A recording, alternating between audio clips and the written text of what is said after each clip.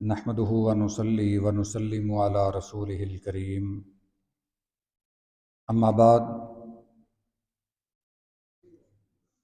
سیدنا ابو ہریرہ رضی اللہ تعالیٰ عنہ بیان کرتے ہیں کہ رسول اللہ صلی اللہ علیہ وسلم نے فرمایا یأتی الشیطان احدکم فیقول من خلق کذا من خلق کذا، تمہارے پاس شیطان آتا ہے اور یہ کہتا ہے کہ فلاں چیز کس نے پیدا کی ہے، فلاں چیز کس نے پیدا کی ہے، حتیٰ یقول من خلق ربک، حتیٰ کہ وہ یہ وسوسہ ڈال دیتا ہے کہ تیرے رب کو کس نے پیدا کیا ہے۔ فَإِذَا بَلَغَهُ لِيَسْتَعِذْ بِاللَّهِ وَلِيَنْتَهِ، اگر ایسی کیفیت ہو جس کے ذہن میں یہ سوال آئے کہ اللہ کو کس نے پیدا کیا ہے، تو فوراً وہ پناہ مانگے، اعوذ باللہ من الشیطان الرجیم پڑھے، اور جو اس کے ذہن میں خیال ہے اسے فوراً دور کرے۔ یہ بخاری اور مسلم شریف کی حدیث مبارکہ ہے۔ ابو داؤد شریف میں یہ الفاظ اور بھی ہیں، فَقُولُوا اللَّهُ أَحَدٌ اللَّهُ الصَّمَدُ لَمْ يَلِدْ وَلَمْ يُولَدْ وَلَمْ يَكُنْ لَهُ كُفُوًا أَحَدٌ۔ جب تمہارے ذہن میں یہ خیال آئے کہ تم یہ کہو اللہ احد، اللہ ایک ہے، اللہ الصمد، اللہ بے نیاز ہے، لم یلد ولم یولد، نہ اس نے کسی کو جنا ہے نہ اسے کسی نے جنا ہے،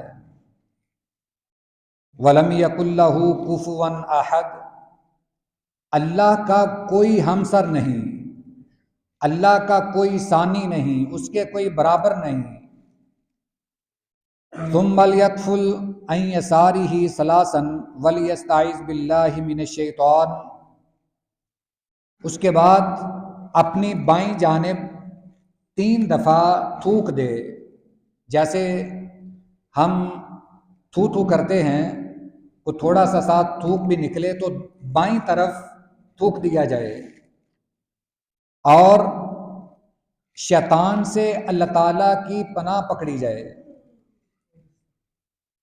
نسائی شریف کے یہ الفاظ ہیں، فَلْيَسْتَعِذْ بِاللَّهِ مِنْهُ وَمِنْ فِتْنِهِ، وہ اللہ کی پناہ پکڑے، اللہ کی پناہ میں آئے اور شیطان کے فتنے سے بھی پناہ مانگے۔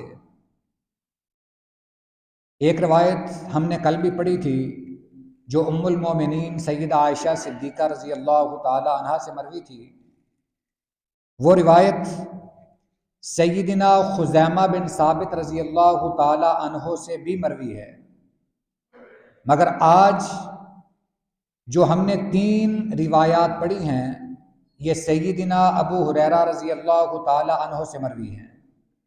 مفہوم وہی ہے مگر آج الفاظ کچھ زیادہ ہیں۔ نبی کریم صلی اللہ علیہ وسلم نے فرمایا کہ شیطان تم میں سے کسی کے پاس آتا ہے اور اس کے ذہن میں وسوسہ ڈالتا ہے، پھر طرح طرح کے سوال پیدا ہوتے ہیں کہ فلاں چیز کس نے پیدا کی، فلاں چیز کس نے پیدا کی، فلاں کو کس نے بنایا۔ اسی طرح کرتے کرتے وہ اس اشکال میں ڈالتا ہے کہ تیرے رب کو کس نے پیدا کیا ہے۔ الیاذ باللہ، یہ ایک ایسی کیفیت ہے جہاں سے ایمان کو خطرہ لاحق ہے۔ اگر آدمی اس سے آگے بڑھ جائے گا، اگر اس کی جستجو کرے گا اسے اس کا جواب تو نہیں مل سکتا، مگر خطرہ ہے کہ وہ اپنے ایمان سے ہاتھ دھو بیٹھے۔ کئی فرقے پہلے ایسے بھی آئے کہ انہوں نے لا یعنی جو سوال تھے ان کو کریدنا شروع کر دیا۔ اللہ کی ذات کے بارے میں قرآن کریم میں جو کیفیتیں اللہ کی بیان ہوئی ہیں کہ اللہ کی کرسی ہے جسے عرش عظیم کہا جاتا ہے، اللہ تعالیٰ اس پر مستوی ہیں۔ اب ہمارا ایمان یہ ہے کہ اللہ اپنے عرش عظیم پر مستوی ہیں، مگر کس حالت میں ہیں یہ ہمارے سوچنے والی بات نہیں ہے، نہ ہمیں اس کے سوچنے کی اجازت ہے۔ یہ اللہ کے شایان شان ہے۔ اللہ جیسے چاہتا ہے وہ کرتا ہے، جس چیز کا وہ مالک ہے، ہر چیز کا وہ خالق ہے، اور جو وہ چاہے وہ کر سکتا ہے۔ وہ دیکھتا ہے مگر اس کا دیکھنا اس کے شایان شان ہے، وہ سنتا ہے اس کا سننا اس کے شایان شان ہے۔ ہم مخلوق کے ساتھ خالق کی تشبیہ نہیں دے سکتے۔ اسی طرح نبی کریم صلی اللہ علیہ وسلم نے یہ فرمایا کہ اگر شیطان تمہارے ذہن میں یہ سوال اٹھائے کہ تمہارے رب کو کس نے بنایا ہے، میں یہ بات عرض کر دوں کہ یہ حقانیت ہے۔ ایک اگر کوئی معبود باطل کی عبادت کرتا ہے، اس سے اگر سوال کیا جائے کہ تیرے رب کو کس نے بنایا ہے، تو وہ تو جواب دے سکتا ہے کہ اسے میں نے ہی بنایا ہے۔ جیسا کہ جو بت پرست تھے وہ اپنے ہاتھوں سے بت تراشتے اور پھر اس کی عبادت کرتے۔ اب یہ تو کوئی مشکل نہیں ہے کہ ان کا معبود کس نے بنایا ہے، جو ان کا باطل معبود ہے۔ حقیقی معبود تو صرف اللہ کی ذات ہے۔ جبکہ اللہ کے بارے میں جب یہ سوال کھڑا ہوگا تو اس میں آدمی کو آگے بڑھنے کی اجازت نہیں ہے کہ وہ اپنی قیاس آرائیاں کرے، کوئی اپنی طرف سے جواب دے۔ اسلام نے ہمیں وہاں روک دیا کہ فوراً وہاں اعوذ باللہ من الشیطان الرجیم پڑھا جائے اور بائیں طرف 3 دفعہ تھوک دیا جائے۔ اس سے شیطان بھاگ جائے گا اور تمہارا ذہن اور دل صاف ہو جائے گا۔